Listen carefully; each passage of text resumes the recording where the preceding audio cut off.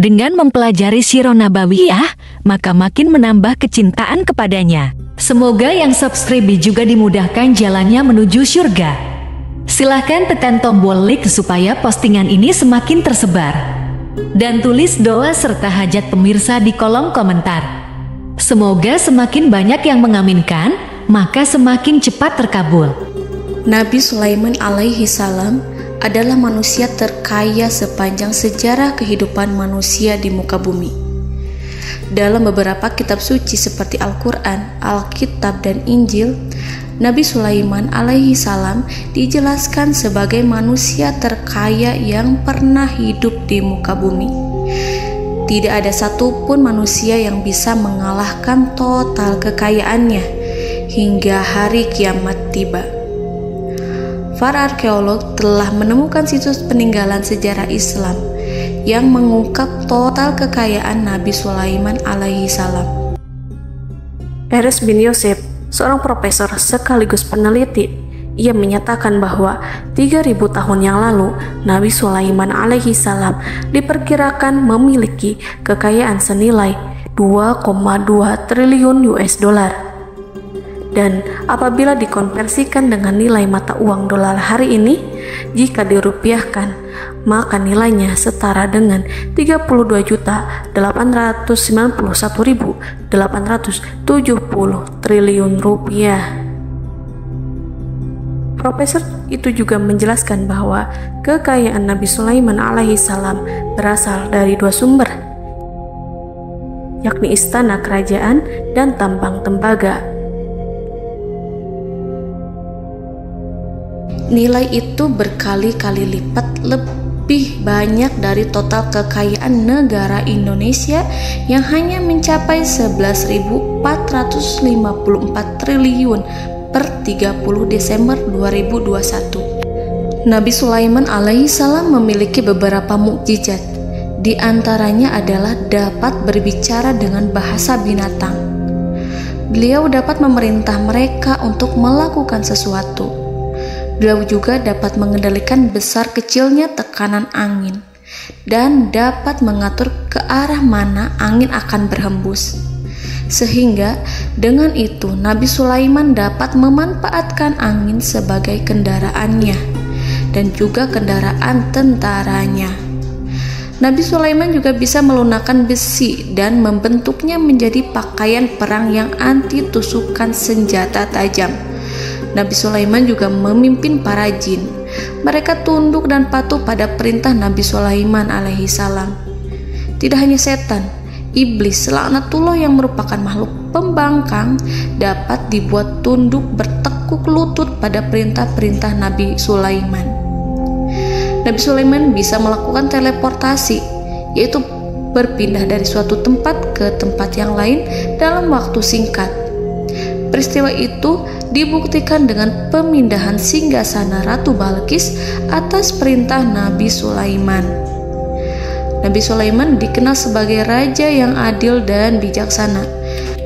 Nabi Sulaiman diberkahi kecerdasan yang luar biasa untuk menyatu padukan segenap kekuatan yang Allah berikan kepadanya. Ia mengelola dan membawa kerajaannya menjadi kekuatan raksasa yang tak terkalahkan di masanya dengan segenap kemampuan yang dimilikinya. Tentara Nabi Sulaiman adalah tentara terkuat di bumi tanpa ada yang menandingi. Pertanyaan mendasar yang muncul kali ini adalah dari mana sumber kekayaan dan kekuatan Nabi Sulaiman alaihi salam?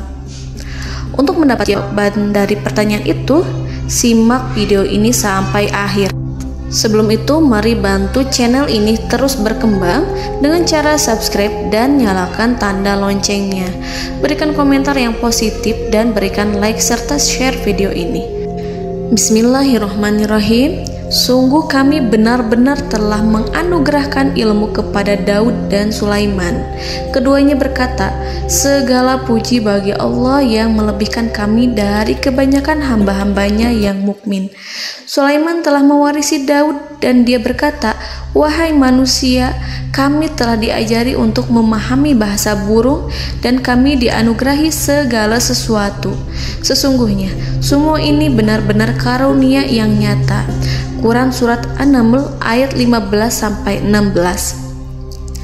Saudara-saudaraku yang dirahmati Allah, pada ayat di atas disebutkan bahwa Sulaiman telah mewarisi Daud. Nabi Sulaiman mewarisi Nabi Daud dalam sisi kenabian dan kekuasaan, bukan mewarisi harta, karena para nabi tidak mewariskan harta. Sebab sepeninggalan mereka, harta para nabi menjadi sedekah bagi orang-orang yang ada di sekitarnya, yaitu orang-orang fakir dan orang-orang yang membutuhkan. Dan harta para nabi tidak dikhususkan bagi kalangan keluarganya. Rasulullah Shallallahu Alaihi Wasallam bersabda, "Kami para nabi tidak mewariskan." Nabi Sulaiman mewarisi kenabian dari Nabi Daud. Ini adalah hal yang jelas. Allah telah memilihnya sebagai nabi dari Bani Israel. Begitu juga Allah telah memberinya kekuasaan kerajaan sehingga ia menjadi pemimpin Bani Israel. Barangkali sesuatu yang paling penting yang diwarisi oleh Nabi Sulaiman dari Nabi Daud adalah tradisi militer.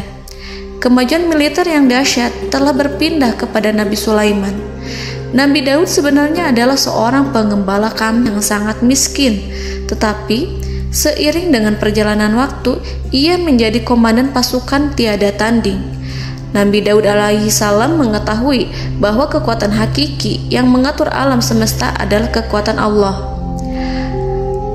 Ketika Nabi Daud mengelurkan tangannya dan memegang potongan batu, lalu beliau melemparkannya dengan ketepel ke arah Jalut, kepala Jalut retak dan ambruk menghantam tanah. Ini sebagai bentuk demonstrasi kekuatan darinya. Kehadiran Nabi Daud mengubah pasukan Bani Israel, di mana mereka sebelumnya lari jika berhadapan dengan musuh. Maka kini keberadaan mereka mulai diperhitungkan di masa hidupnya. Nabi Daud mengalami peperangan yang sangat banyak, tapi Al-Quran tidak menceritakan secara terperinci. Hal itu dikarenakan karena Al-Quran adalah kitab dakwah di jalan Allah, bukan kitab sejarah. Al-Quran hanya menceritakan di dalam Al-Quran surat Shad ayat 20, "Dan kami kuatkan kerajaannya, kerajaan Daud." Ayat tersebut berarti bahwa Nabi Daud belum terkalahkan dalam peperangan yang diikutinya. Di samping dukungan yang Allah berikan kepadanya, juga pasukan dan rakyatnya, di mana mereka adalah orang-orang yang bertauhid, menyerahkan diri kepada Allah.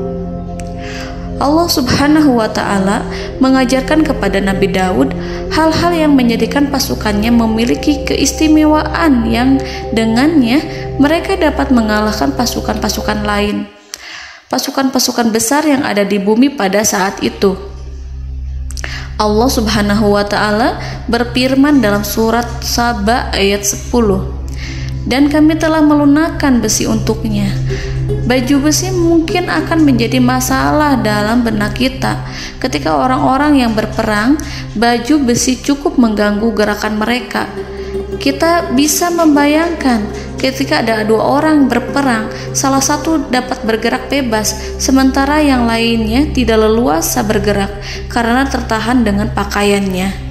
Namun, dengan kekuasaan Allah, Nabi Daud dapat melunakkan besi dan membuat baju besi yang ringan, yang mudah untuk digunakan. Ini adalah kemajuan penting yang Allah berikan kepada Nabi Daud dan tentaranya. Kemajuan itu kemudian diajarkan, diwariskan dan dimiliki oleh Nabi Sulaiman alaihi salam. Nabi Sulaiman memiliki pasukan dahsyat yang melebihi pasukan manapun di bumi saat itu, atau bahkan mungkin saat ini. Bahkan Allah menambahkan karunia-Nya kepada Nabi Sulaiman yang disebutkan dalam Al-Quran surat An-Naml ayat 16. Dan Sulaiman telah mewarisi Daud, dan dia berkata, "Wahai manusia, kami telah diberi pengertian tentang suara burung, dan kami diberi segala sesuatu. Sesungguhnya ini benar-benar suatu karunia yang nyata." Saudara-saudaraku yang dirahmati Allah, pada suatu hari Nabi Sulaiman alaihi salam menengadahkan tangannya dan berdoa kepada Allah Subhanahu wa ta'ala. Antara hati Nabi dan Allah tidak ada penghalang, tidak ada jarak, tidak ada sekatan waktu, tidak ada satupun dari para nabi yang berdoa kepada Allah kecuali doanya pasti dikabulkan. Doa Nabi Sulaiman alaihi salam direkam dalam Al-Quran surat Shad ayat 35. Nabi Sulaiman berkata, "Ya Tuhanku, ampunilah aku, anugerahkanlah kepadaku kerajaan yang tidak dimiliki oleh seorang pun sesudahku." Nabi Sulaiman menginginkan dari Allah sesuatu kerajaan yang belum pernah diperoleh oleh siapapun setelahnya. Allah Subhanahu wa ta'ala mengabulkan doa Nabi Sulaiman dan memberinya kerajaan tersebut. Nabi Sulaiman mewarisi kekuasaan, kenabian, hikmah ilmu dari Nabi Daud alaihi salam. Orang-orang menyebut Nabi Sulaiman Al-Hakim, Sulaiman yang bijaksana. Kebijaksanaan Nabi Sulaiman tidak terbatas pada keadilannya di tengah-tengah manusia dan juga kasih sayangnya kepada mereka. Namun, kebijaksanaan Nabi Sulaiman juga berlaku di kalangan burung dan binatang lainnya. Nabi Daud juga mengenal bahasa burung, tetapi Nabi Sulaiman dapat berbicara dengan bahasa burung. Bahkan, ia dapat menggantikannya sebagai pembantunya. Ketika Nabi Daud bertasbih di gunung, burung-burung serta binatang buas ikut bertasbih bersamanya. Bahkan angin pun berhenti untuk mendengarkan tasbih itu. Sedangkan Nabi Sulaiman alaihi salam, Allah Subhanahu wa ta'ala memberinya karunia lebih dari itu, di mana binatang-binatang buas tunduk padanya, begitu juga angin dan burung. Saudara-saudaraku yang dirahmati Allah, Nabi Sulaiman alaihi salam mampu mendengarkan bisikan semut yang berbicara kepada sesama mereka. Bahkan ia mampu memerintahkan semut tersebut sehingga semut itu menjadi taat pada perintahnya. Pasukan Nabi Sulaiman memiliki kekuatan yang sangat dahsyat. Belum pernah ada di dunia ini satu pasukan pun yang memiliki kekuatan seperti itu. Kekuatan Nabi Sulaiman berasal dari beberapa kombinasi yang sangat mengagumkan, sehingga karenanya ia tidak dapat tertandingi. Kekuatan itu terdiri dari manusia, binatang-binatang, jin, dan lain sebagainya. Kita mengetahui bahwa jin adalah makhluk Allah dan manusia tidak mampu melihatnya atau menghadirkannya atau meminta pertolongan kepadanya. Sedangkan Nabi Sulaiman telah diberi Allah suatu kemampuan untuk menundukkan jin, memperkerjakan mereka sebagai tentara di tengah-tengah peperangan. Bahkan ia mampu menjadikan mereka sebagai pekerja-pekerja kasar di kerajaannya saat tidak ada peperangan. Oleh sebab itu, ketika ada pasukan lain yang mencoba melawan pasukan Nabi Sulaiman, mustahil mereka akan mendapatkan kemenangan. Bahkan pasukan Nabi Sulaiman diperkuat oleh pasukan burung. Burung di pasukan Nabi Sulaiman memerankan tugas penting, yaitu menjadi agen intelijen. Kita mengetahui bahwa peranan informasi saat peperangan adalah hal yang penting. Dari informasi tersebut, pasukan dapat mengetahui keadaan lawannya. Demikianlah peranan burung pada pasukan Sulaiman. Ia terbang di tengah-tengah musuh. Kemudian, ia kembali kepada Nabi Sulaiman untuk menyampaikan berita tentang keadaan lawannya. Di samping jin dan burung, Allah juga menundukkan angin untuk Nabi Sulaiman. Nabi Sulaiman dapat memerintahkan angin dan ia mampu untuk menaiki angin tersebut. Dalam Al-Quran surat Shad ayat 36-40, Allah Subhanahu wa ta'ala berfirman, "Kami tundukkan kepada angin yang berhembus dengan baik menurut kemana saja yang dikehendaki Sulaiman. Dan kami tundukkan pula kepadanya setan-setan, semuanya ahli bangunan dan penyelam, dan setan yang lain yang terikat dalam belenggu. Inilah anugerah kami, maka berikanlah kepada orang lain atau tahanlah untuk dirimu tanpa perhitungan, dan sesungguhnya dia mempunyai kedudukan yang dekat pada sisi kami dan tempat kembali yang baik." Saudara-saudaraku yang dirahmati Allah, Allah Subhanahu wa Ta'ala juga memberikan kemampuan yang tak seorang pun dari para nabi mendapatkannya, yaitu kemampuan untuk memerintah setan. Setan adalah salah satu bagian dari jin. Ia adalah kelompok yang celaka dari bangsa jin. Kelompok ini sebenarnya tidak mampu dikuasai oleh manusia. Bahkan jin yang soleh tidak dapat mengatur setan. Adapun Nabi Sulaiman, Allah telah memberinya kekuasaan untuk menundukkan setan dan mempekerjakannya, bahkan mengikatnya dengan rantai serta menghukumnya jika ia menentang pada perintahnya. Setan membangun untuk Sulaiman istana-istana, patung-patung dan alat-alat perang. Bahkan setan-setan itu menyelam ke dasar lautan untuk mengeluarkan permata dan yakut untuk Sulaiman. Jika di antara setan yang menentang perintahnya, maka Nabi Sulaiman alaihi salam mengikatnya dengan rantai. Ini semua menunjukkan kekayaan Nabi Sulaiman dan kekuasaannya, di mana ia mampu mengatur banyak makhluk di bumi ini. Tentu saja, kemampuan itu semua adalah atas izin dari Allah Subhanahu wa Ta'ala sebagai mukjizat darinya.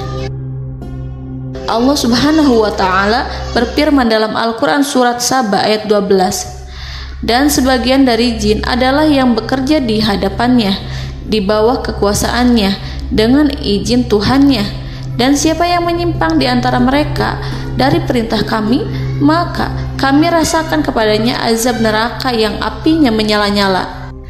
Para jin itu membuat untuk Sulaiman apa yang dikehendakinya, dari gedung-gedung yang tinggi, patung-patung, dan piring-piring yang besarnya seperti kolam, atau periuk yang tetap berada di atas tungku.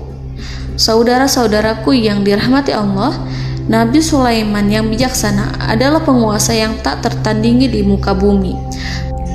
Meskipun memperoleh nikmat-nikmat khusus yang agung itu yang Allah berikan kepada Sulaiman, beliau tetap menunjukkan dirinya sebagai manusia yang paling banyak berzikir kepada Allah dan manusia yang paling banyak bersyukur di zamannya.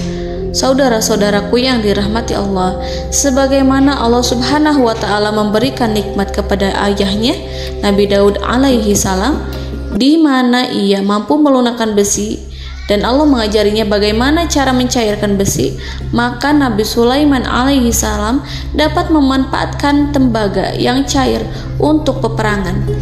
Dan juga di saat perdamaian, pada saat peperangan, beliau mencampur tembaga dengan besi dan menjadikannya perunggu. Mereka menggunakan senjata-senjata perunggu dalam peperangan seperti pedang, baju besi, dan juga pisau. Senjata-senjata ini adalah senjata yang paling kuat pada saat itu. Sedangkan di saat damai, tembaga digunakan untuk membuat bangunan, perhiasan, dan sebagainya. Meskipun Nabi Sulaiman mendapatkan nikmat yang besar dan karunia yang khusus, Allah Subhanahu wa Ta'ala mengujinya dengan suatu ujian yang dahsyat. Ujian yang akan selalu datang kepada seorang hamba yang soleh.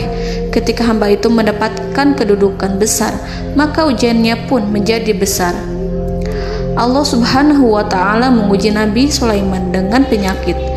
Diceritakan oleh Fahru Roji, Nabi Sulaiman diuji dengan suatu penyakit yang keras, di mana kedokteran saat itu tidak dapat dan tidak mampu mengatasinya. Sakitnya Nabi Sulaiman sangat keras sehingga para dokter dari kalangan manusia ataupun jin tidak mampu menghilangkan penyakit itu. Lalu burung-burung menghadirkan rumput-rumput yang dianggapnya sebagai obat, tetapi Nabi Sulaiman tak kunjung sembuh. Semakin hari penyakit Nabi Sulaiman semakin menjadi-jadi, sehingga ketika Nabi Sulaiman duduk di atas kursi, ia duduk bagaikan tubuh tanpa roh. Seakan-akan ia mati karena saking keras penyakit yang dideritanya. Sakit yang diderita oleh Nabi Sulaiman alaihi salam berlangsung sangat lama. Namun Nabi Sulaiman tidak henti-hentinya berzikir kepada Allah dan meminta kesembuhan kepadanya, serta selalu beristighfar dan mengungkapkan rasa cinta kepadanya. Selesailah ujian Allah terhadap hambanya Nabi Sulaiman. Beliau pun sembuh Nabi Sulaiman merasakan kembali kesehatannya setelah ia mengetahui segala kejayaan dan segala kekuasaan serta segala kebesarannya tidak lagi mampu menghilangkan penyakit yang dideritanya kecuali jika Allah menghendaki. Saudara-saudaraku yang dirahmati Allah, Nabi Sulaiman telah membangun tempat ibadah, tempat sujud, sehingga manusia menyembah Allah di dalamnya. Orang-orang yang membangunnya berjumlah puluhan ribu orang. Tentu setiap kelompok dari mereka memiliki pekerjaan masing-masing. Di antara mereka ada yang mencairkan tembaga, di antara mereka ada yang tukang pahat, ada yang tukang ukir, ada yang membelah batu, ada yang memotong kayu, ada yang mendatangkan rumput-rumput dari Libanon, ada yang mendatangkan emas dan menjadikannya lempengan-lempengan yang mengkilat untuk menutupi kayu serta untuk melapisi dinding-dinding. Bahkan golongan jin pun membantu membangun tempat tersebut, tentu dengan perintah dan bimbingan Nabi Sulaiman. Mereka membuat patung-patung yang besar, membuat bejana yang besar untuk tempat makan para tentara dan pekerja, yaitu bejana seperti gunung. Karena saking berat dan besarnya, mereka juga membuat tempat-tempat minum yang besarnya seperti kolam. Nabi Sulaiman mengawasi para pekerjanya dan juga mengurusi masyarakatnya, di mana beliau mengenali problem mereka dan berusaha memecahkannya. Beliau juga mengawasi pasukan dari kalangan binatang dan burung. Beliau mengetahui apabila ada satu di antara mereka yang tidak datang, kemana ia pergi serta mengapa ia pergi. Nabi Sulaiman menguasai pengetahuan itu semua. Nabi Sulaiman bukan hanya mengetahui problem tentara-tentaranya dari kalangan manusia ataupun tentaranya dari kalangan burung, namun ia juga menunjukkan kasih sayang terhadap semut, di mana beliau mendengar bisikannya dan tidak suka untuk menginjaknya. Nabi Sulaiman selalu menundukkan kepalanya ke bumi sebagai bentuk rasa rendah diri dan syukur kepada Allah. Pada suatu hari, Nabi Sulaiman alaihi salam berjalan di depan tentaranya dan tiba-tiba ia mendengar suara semut yang berkata kepada temannya dari kalangan semut. Hal itu terekam dalam Al-Quran surat An-Naml ayat 18-19. Wahai semut-semut, masuklah ke dalam sarang-sarangmu agar kamu tidak terinjak oleh Sulaiman dan tentaranya, sedangkan mereka tidak menyadarinya. Nabi Sulaiman alaihi salam tersenyum mendengar itu dan ia berdoa, "Ya Allah, ya Tuhanku, berilah aku ilham untuk tetap mensyukuri nikmat-Mu yang telah Engkau anugerahkan kepadaku dan kepada kedua orang ibu bapakku, dan untuk mengerjakan amal soleh yang Kau ridhoi, dan masukkanlah aku ke dalam rahmat-Mu, ke dalam golongan hamba-hamba-Mu yang soleh." Saudara-saudaraku yang dirahmati Allah, meskipun Nabi Sulaiman mendapatkan kekuasaan dan memiliki tentara yang besar, namun beliau menunjukkan kasih sayang terhadap bangsa semut. Beliau mendengarkan bisikannya dan melihat semut yang ada di depannya. Oleh karena itu, tak mungkin baginya untuk menginjak golongan semut itu. Nabi Sulaiman bersyukur kepada Allah telah memberinya nikmat, yaitu nikmat rahmat dan kasih sayang. Di samping itu, Nabi Sulaiman alaihi salam adalah orang paling kaya di dunia. Istananya terbuat dari kayu gaharu yang memiliki wangi harum. Istananya terbuat dari emas yang terkadang dari kristal. Beliau juga memiliki kursi besar yang terbuat dari emas dan permata. Istana Nabi Sulaiman merupakan istana yang paling besar di dunia. Nabi Sulaiman menggunakan pakaian dari emas dan permata. Meskipun demikian, Nabi Sulaiman tetap menunjukkan sebagai hamba yang berserah diri dan rendah diri di hadapan Allah Subhanahu wa Ta'ala. Nabi Sulaiman yang merendahkan diri di hadapan Allah, ia selalu sujud kepada Allah, sebagaimana ayahnya yang selalu bertasbih pada Allah. Nabi Sulaiman selalu melantunkan lagu-lagu cinta ilahi dan hanya memuji Allah Subhanahu wa Ta'ala. Pada suatu hari, Nabi Sulaiman alaihi salam mengeluarkan perintah kepada pasukannya untuk bersiap-siap. Kemudian, Nabi Sulaiman keluar dan memeriksa pasukannya satu demi satu. Kelompok yang pertama adalah kelompok manusia. Nabi Sulaiman memperhatikan kesiapan mereka. Lalu Nabi Sulaiman mengeluarkan perintah-perintah kepada mereka. Kemudian Nabi Sulaiman memeriksa kelompok jin dan menyampaikan perintahnya kepada mereka. Beliau memenjarakan jin yang tampak bermalas-malasan saat bekerja. Lalu beliau memeriksa binatang dan berkata kepada mereka, apakah mereka sudah makan dengan baik? Apakah mereka tidur dengan nyenyak? Apakah ada yang mengadu pada mereka, misalkan karena penyediaan makanan yang tidak layak? Apakah ada di sana yang sakit dan lain sebagainya? Ketika Nabi Sulaiman merasa puas dengan semuanya, Nabi Sulaiman memasuki tenda tempat berkumpulnya para burung. Nabi Sulaiman alaihi salam kemudian memasuki tenda tersebut, mengamati keadaan di sekitarnya, sehingga beliau mengetahui bahwa ada satu burung yang tidak hadir, yaitu burung hudhud. Mengapa aku tidak melihat burung hudhud? Burung-burung yang lain tampak terdiam sebagai penghormatan, dan mereka mendengarkan apa yang akan dikatakan pemimpin mereka. Nabi Sulaiman mengarahkan pandangannya pada semua burung dan tidak menemukan burung hudhud di antara mereka. Tak seekor burung pun yang mengetahui keberadaannya. Burung hudhud absen pada apel wajib kali ini. Nabi Sulaiman mulai menampakkan kemarahannya. Tiba-tiba, seekor burung kecil memberanikan diri untuk berkata kepada Nabi Sulaiman, "Wahai Nabi yang mulia, seharusnya hudhud ada bersamaku kemarin untuk melaksanakan tugas penyelidikan. Ia adalah pemimpin misi itu. Namun, burung hudhud belum datang. Oleh karena itu, aku tidak pergi bersamanya." Burung itu tampak gemetar. Nabi Sulaiman mengetahui bahwa hudhud tidak hadir dan tak seorang pun mengetahui kemana ia pergi. Burung hudhud pergi tanpa izin terlebih dahulu. Dalam keadaan marah, Nabi Sulaiman berkata, "Sungguh aku benar-benar akan mengazabnya dengan azab yang sangat keras atau benar-benar menyembelihnya, kecuali jika ia benar-benar datang kepadaku dengan alasan yang jelas." Kawanan burung-burung mengetahui bahwa Nabi Sulaiman sedang marah dan telah menetapkan untuk menyiksa burung hudhud atau menyembelihnya atau justru memaafkannya dengan syarat ia datang dengan membawa alasan yang dapat menyelamatkannya, atau dengan kata lain, burung hudhud dapat memastikan bahwa ia melaksanakan tugas yang penting.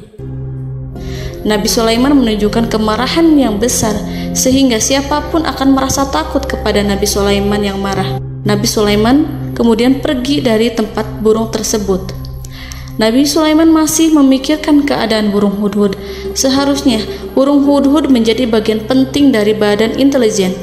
Apakah ia pergi untuk menyingkap suatu, atau apakah ia pergi hanya untuk bermain-main?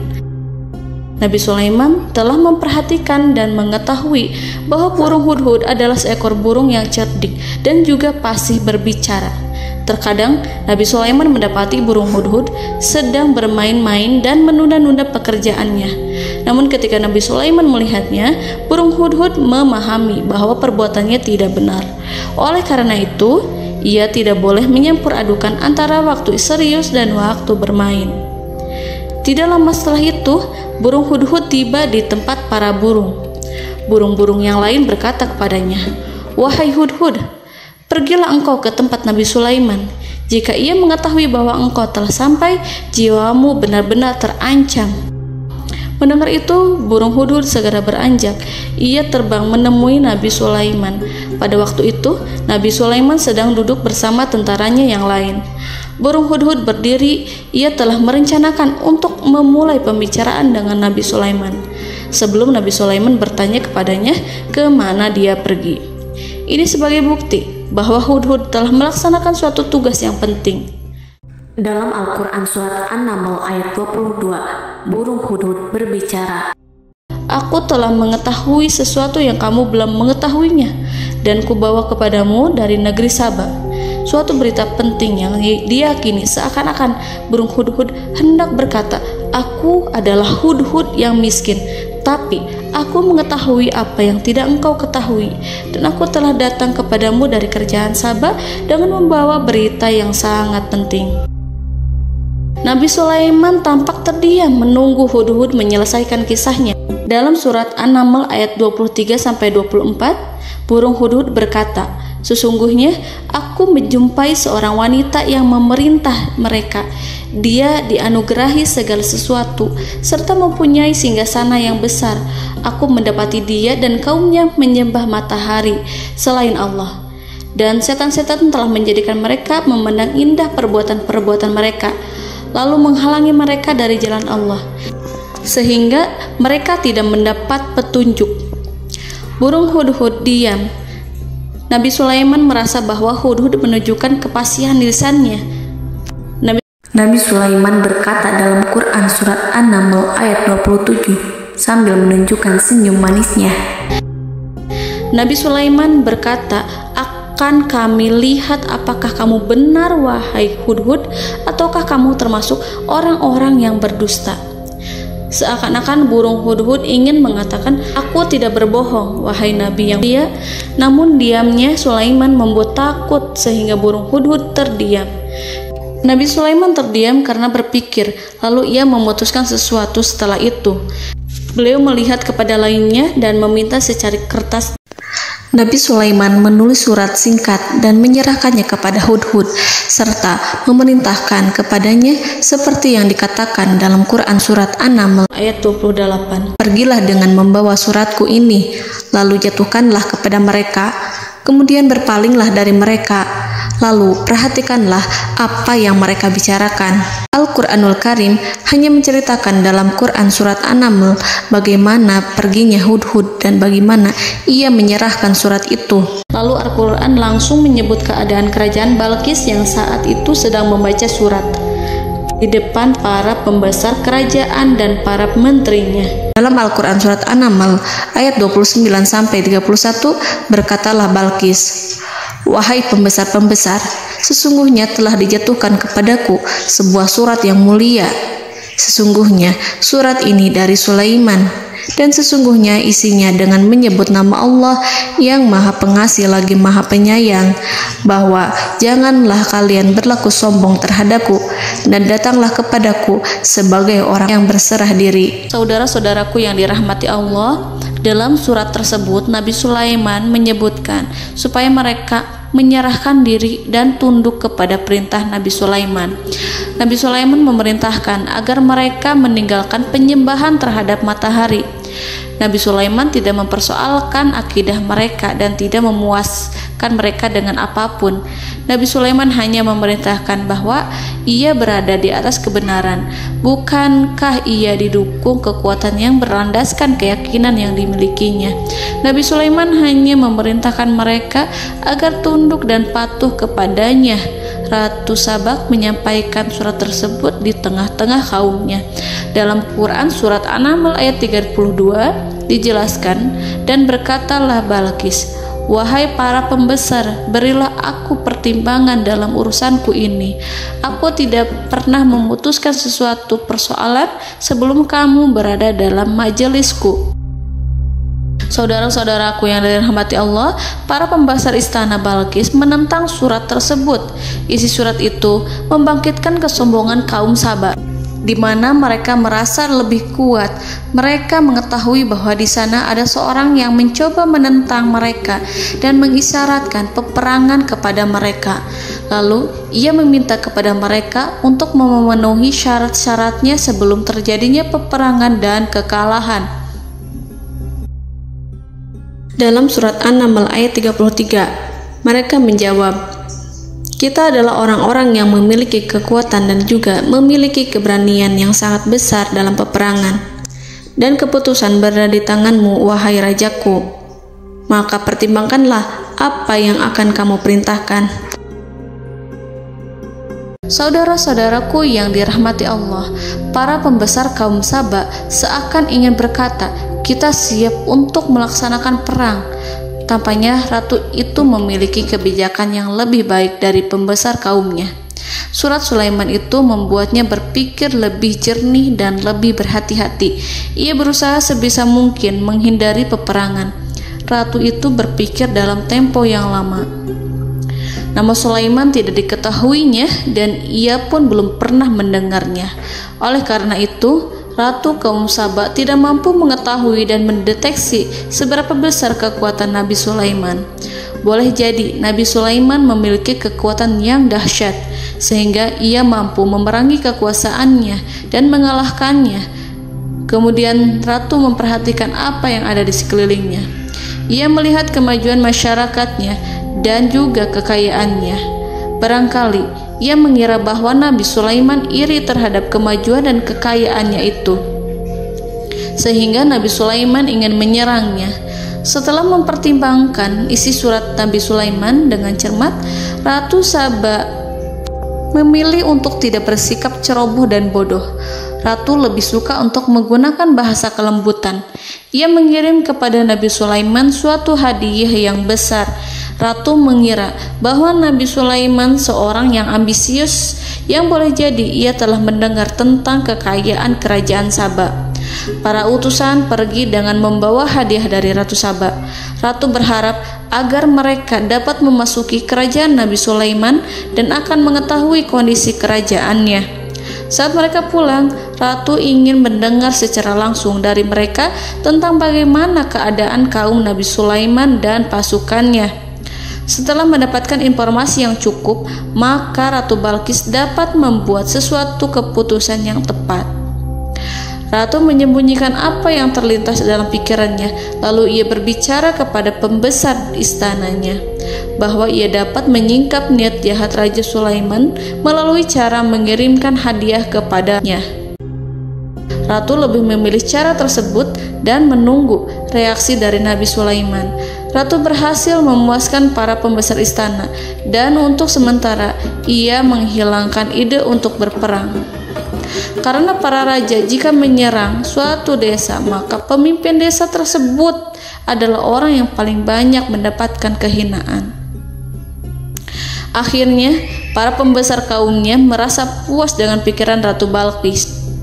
Saudara-saudaraku yang dirahmati Allah, dalam surat An-Naml ayat 34-35 dijelaskan, Ratu Balqis berkata, "Sesungguhnya raja-raja apabila memasuki suatu negeri, niscaya mereka akan membinasakannya dan menjadikan penduduknya yang mulia menjadi hina. Dan demikian pula lah yang akan mereka perbuat. Dan sesungguhnya aku akan mengirim utusan kepada mereka dengan membawa hadiah, dan aku akan menunggu apa yang akan dibawa kembali oleh utusan itu." Kemudian sampailah hadiah dari Ratu Balqis kepada Nabi Sulaiman. Para intelijen Nabi Sulaiman memberitahunya bahwa utusan Balqis datang dengan membawa hadiah. Nabi Sulaiman langsung mengetahui bahwa Ratu Balqis itu sengaja mengirim orang-orangnya untuk mengetahui atau untuk mendapatkan informasi tentang kekuatannya. Lalu setelah itu ia akan mengambil keputusan atau mengambil sikap kepada kerajaan Sulaiman. Nabi Sulaiman segera memanggil semua pasukannya untuk berkumpul.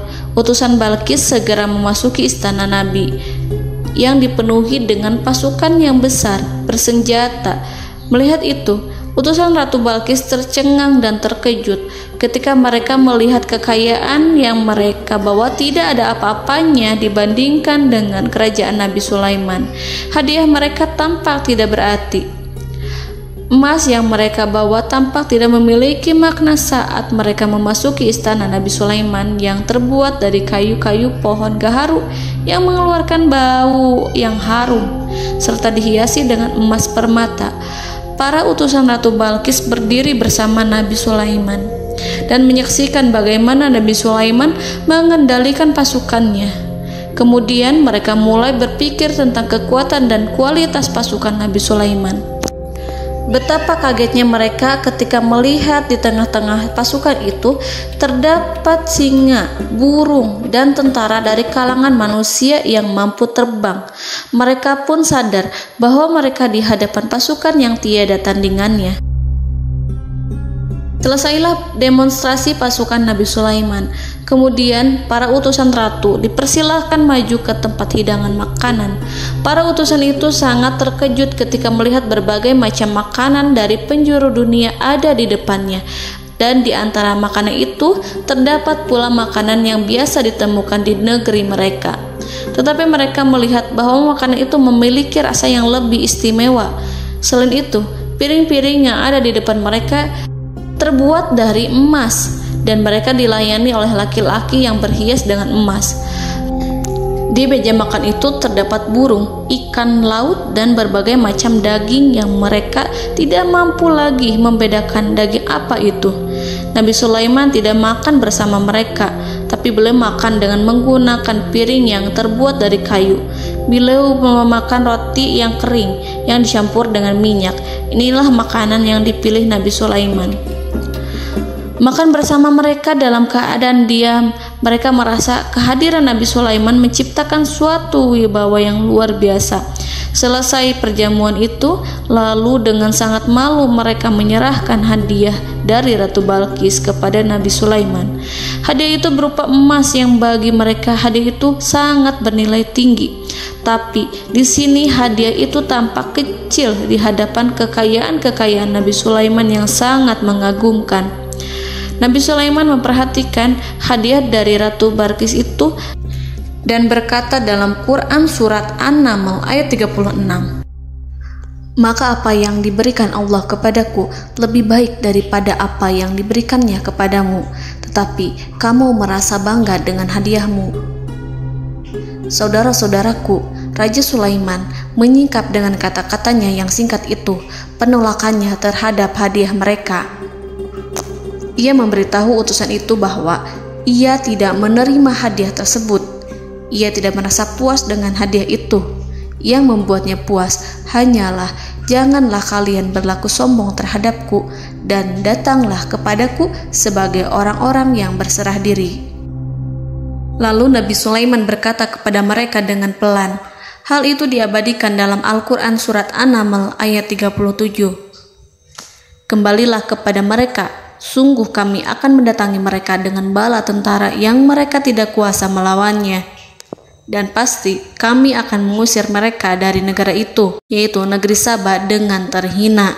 Dan mereka akan menjadi tawanan-tawanan yang hina." Saudara-saudaraku yang dirahmati Allah, Nabi Sulaiman kemudian meninggalkan para utusan ratu setelah terlebih dahulu mengancam mereka.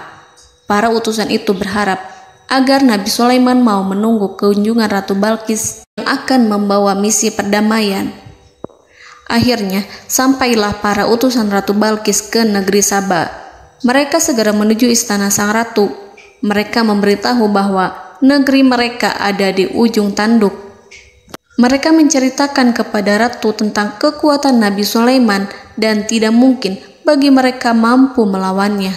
Mereka meyakinkan Ratu Balqis bahwa ia harus mengunjunginya dan melihat sendiri bagaimana kebesaran kerajaan Nabi Sulaiman. Kemudian Ratu Balqis menyiapkan dirinya untuk pergi menuju kerajaan Nabi Sulaiman. Nabi Sulaiman duduk di kursi kerajaan di tengah-tengah para pembesarnya dan para menterinya, serta para komandan pasukannya. Beliau berpikir tentang sosok Balqis.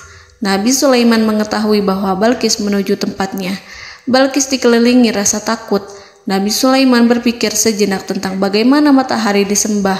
Ia memikirkan bagaimana informasi yang diterima oleh intelijennya tentang kemajuan kerajaan Balqis dalam bidang kesenian dan ilmu pengetahuan.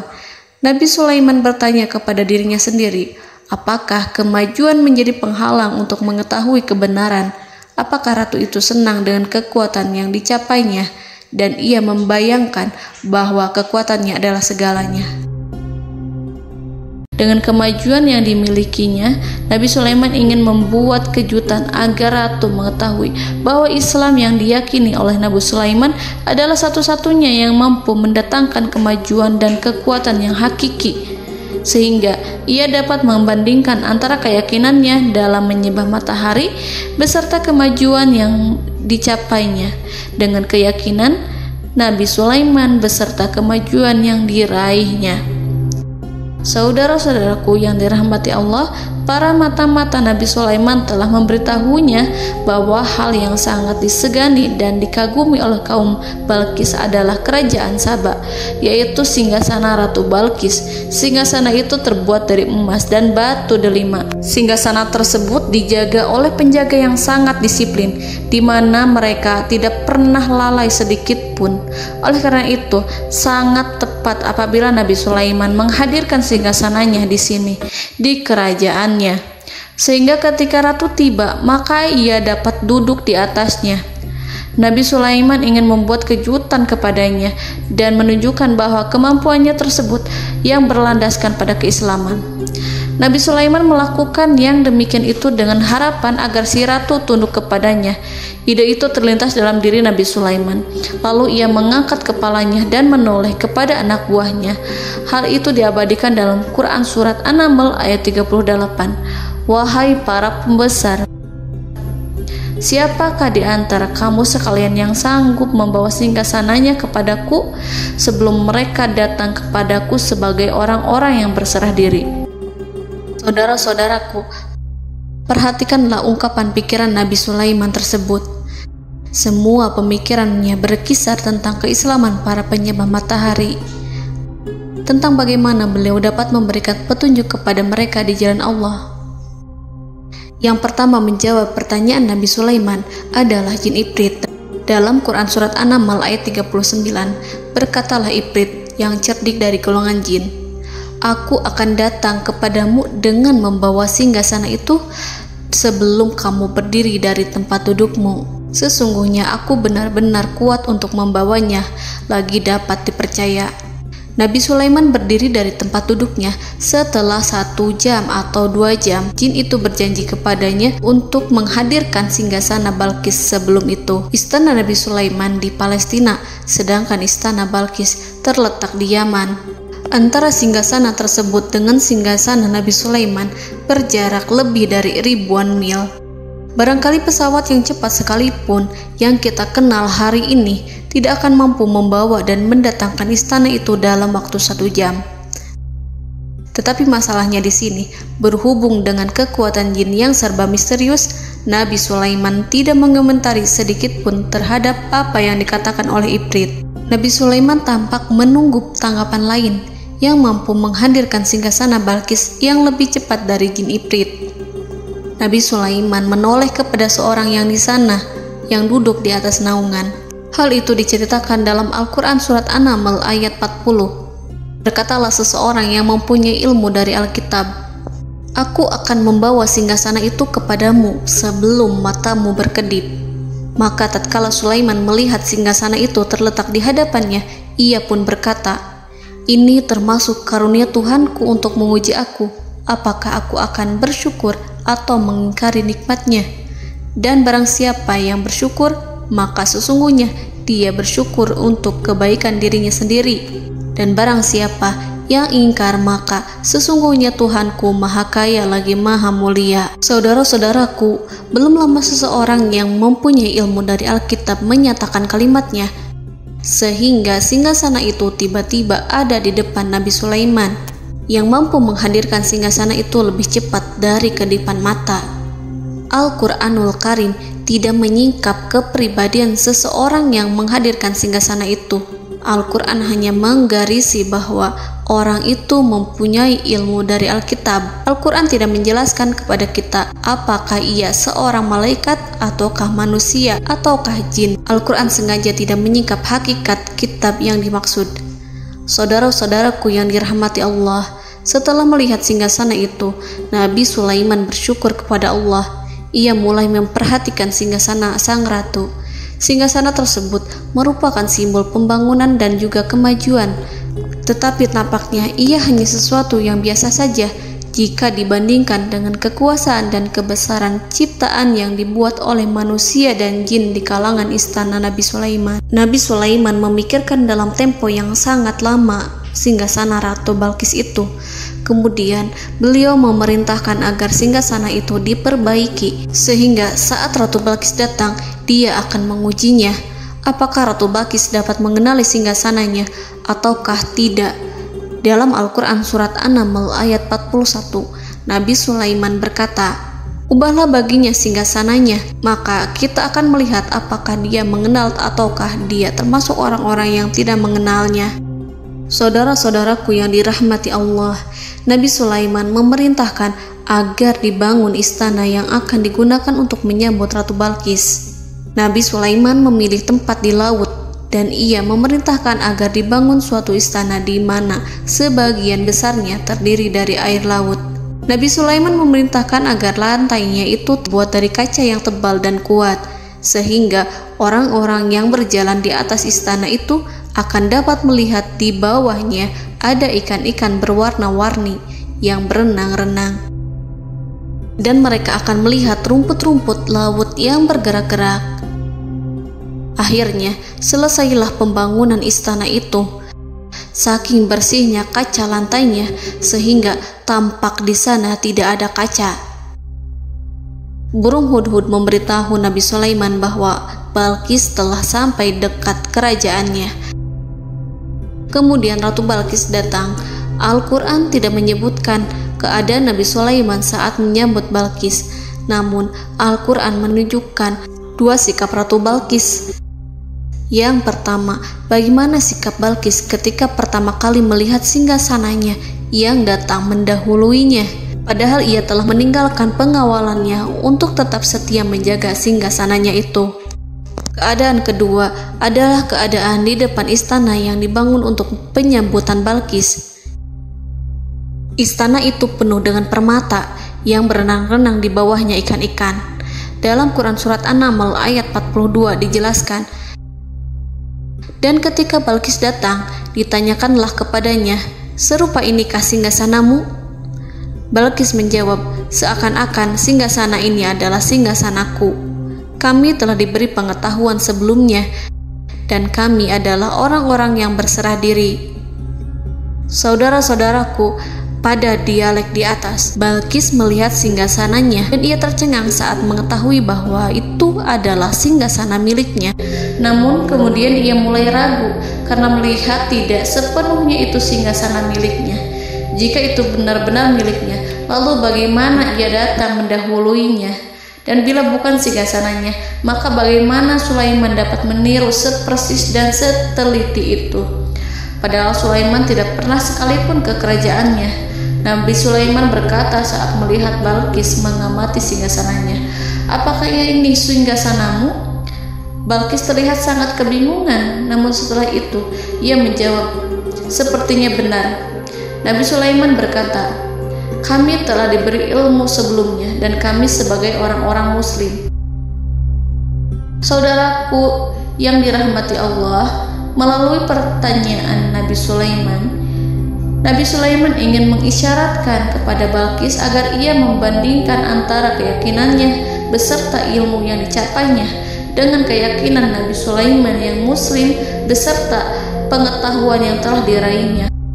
Penyembahan terhadap matahari dan pencapaian ilmu yang dicapai oleh Ratu Balqis tanpa tidak ada apa-apanya dibandingkan dengan ilmu Nabi Sulaiman dan keislaman. Nabi Sulaiman telah mendahuluinya dalam bidang ilmu karena keislamannya. Karena itu, sangat mudah baginya untuk mengungguli Balqis dalam ilmu-ilmu yang lainnya. Demikianlah yang disyaratkan dalam pertanyaan Nabi Sulaiman kepada Ratu Balqis. Ratu Saba itu mengetahui bahwa ini adalah singgasananya, di mana singgasana itu datang lebih dahulu daripada dirinya. Beberapa bagian darinya telah diubah saat Balqis masih di perjalanan menuju ke tempat Nabi Sulaiman. Ia berpikir kemampuan apa yang dimiliki Nabi Sulaiman. Ratu Balqis tercengang melihat apa yang disaksikannya, yang berupa buah dari keimanan Nabi Sulaiman dan hubungannya dengan Allah Subhanahu wa Ta'ala. Sebagaimana Balqis juga tercengang ketika melihat kemajuan di bidang ilmu pembangunan, seni, dan ilmu-ilmu yang lainnya. Maka ia tidak lebih kagum lagi saat melihat hubungan yang kuat antara keislaman Nabi Sulaiman dengan ilmunya serta kemajuan yang diraihnya.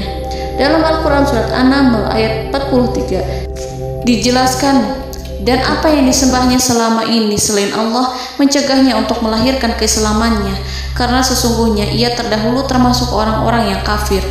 Saudara-saudaraku yang dirahmati Allah, berguncanglah dalam benak Balqis ribuan hal ketika melihat keyakinan kaumnya runtuh di hadapan Nabi Sulaiman.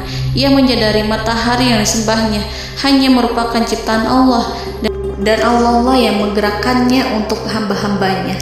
Lalu terbitlah matahari kebenaran dalam dirinya. Hatinya diterangi oleh cahaya baru yang tidak akan tenggelam seperti tenggelamnya matahari. Masa keislamannya hanya menunggu waktu.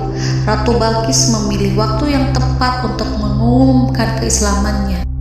Allah Subhanahu wa Ta'ala berfirman dalam Quran Surat An-Naml ayat 44. Dikatakan kepadanya, masuklah ke dalam istana. Maka tatkala ia melihat lantai istana itu, dikiranya kolam air yang besar dan disingkapnya 2 betisnya.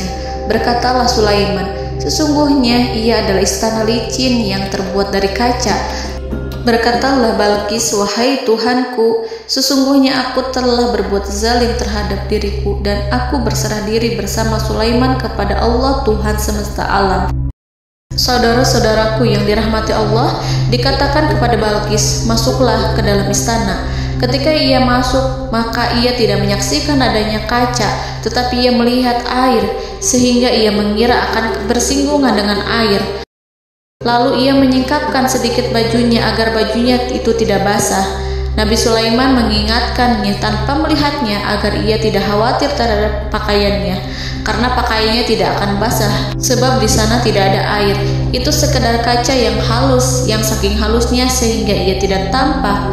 Pada kesempatan itulah Balqis mengumumkan keislamannya yang mengakui kelalimannya, dan ia menyatakan menyerahkan diri kepada Nabi Sulaiman dan kepada Allah Tuhan semesta alam.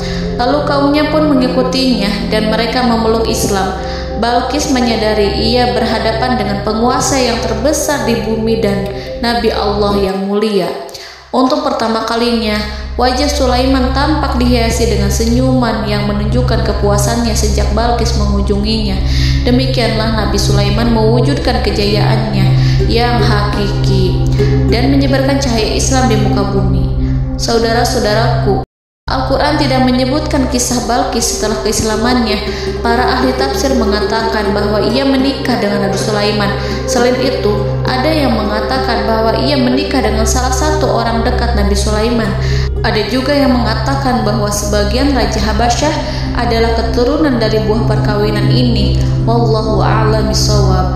Saudara-saudaraku yang dirahmati Allah, Nabi Sulaiman hidup di tengah-tengah kejayaan dan kemuliaan di bumi. Kemudian Allah menetapkan kematian untuknya, sebagaimana kehidupan Sulaiman berada di puncak kemuliaan dan kejayaan yang penuh dengan keajaiban yang luar biasa, maka kematiannya pun merupakan tanda-tanda kebesaran Allah yang penuh dengan keajaiban.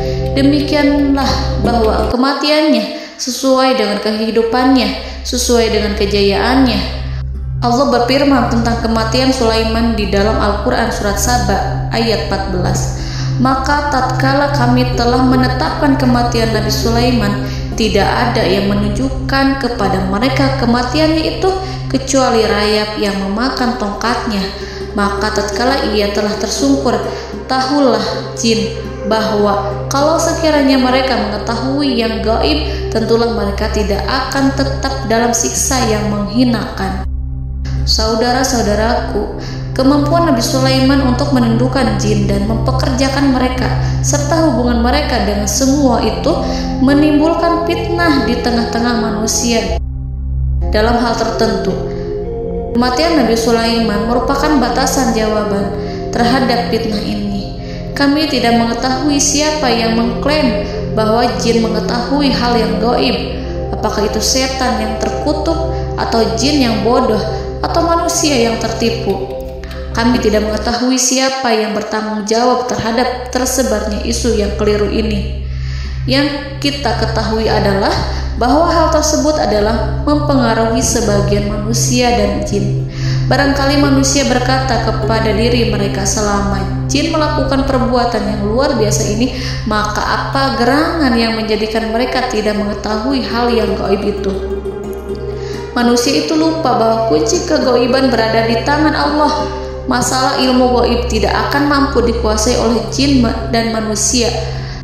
Hanya Dia yang mengetahuinya, dan manusia diberitahu hanya sedikit sekali. Saudara-saudaraku yang dirahmati Allah, seakan-akan Allah telah merencanakan bahwa kematian Sulaiman bertujuan untuk menghancurkan pemikiran itu, yaitu pemikiran bahwa jin mengetahui hal-hal yang gaib. Jin bekerja untuk Nabi Sulaiman selama beliau hidup, dan tatkala beliau meninggal, maka tugas mereka menjadi bebas. Nabi Sulaiman meninggal tanpa diketahui oleh jin, sehingga mereka tetap bekerja untuk mereka, tetap mengabdi kepada Sulaiman. Seandainya mereka mengetahui hal yang gaib, niscaya mereka tidak akan meneruskan pekerjaan mereka. Saudara-saudaraku, pada suatu hari Nabi Sulaiman memasuki mihrabnya untuk itikaf ibadah dan beribadah kepada Allah. Tak seorang pun yang berani mengganggu khalwatnya. Mihrab Sulaiman terletak di puncak gunung dan dindingnya terbuat dari permata. Pada suatu hari, Nabi Sulaiman duduk bersandar pada tongkatnya dan ia tampak tenggelam dalam tafakur. Beliau berzikir pada Allah hingga rasa kantuk menguasainya. Lalu setelah itu malaikat maut menemuinya. Nabi Sulaiman pun meninggal. Beliau bersandar kepada tongkatnya. Jin melihatnya dan mengira bahwa beliau sedang sholat, sehingga mereka pun terus melanjutkan pekerjaannya. Berlalulah hari demi hari yang panjang. Datanglah rayap, yaitu semut kecil yang memakan kayu. Hewan itu mulai memakan tongkat Nabi Sulaiman. Rayap itu tampak lapar. Sebagian dari tongkat Nabi Sulaiman dimakan beberapa hari oleh rayap itu. Ketika yang dimakannya semakin bertambah, maka tongkat itu pun menjadi rusak dan kemudian jatuh dari tangan Nabi Sulaiman alaihi salam. Tubuh mulia itu kehilangan keseimbangan dan kemudian jatuh terhempas di bumi. Tatkala tubuh suci itu tersungkur, maka manusia segera menuju ke arahnya. Mereka menyadari dan mengetahui bahwa Nabi Sulaiman telah meninggal dalam waktu yang lama. Jin menyadari bahwa mereka tidak mengetahui hal yang gaib, dan manusia pun mengetahui hakikat ini. Seandainya jin mengetahui hal yang gaib, niscaya ia tidak akan meneruskan siksa yang hina. Mereka tidak akan bekerja kepada Sulaiman. Demikianlah Nabi Sulaiman alaihi salam meninggal dalam keadaan duduk dan sholat di mihrabnya. Lalu berita itu tersebar bagaikan api di bumi. Manusia, burung, dan binatang buas mengantarkan jenazah Nabi Sulaiman. Sekawanan burung tampak sedih dan menangis. Semua makhluk bersedih. Akhirnya tak seorang pun mengetahui bahasa burung di bumi. Meninggallah seorang yang memahami pembicaraan burung, binatang-binatang, jin, dan lain sebagainya. Burung-burung itu berkata, betapa beratnya kehidupan di tengah orang-orang yang tidak mengetahui pembicaraan kita. Allahu a'lam.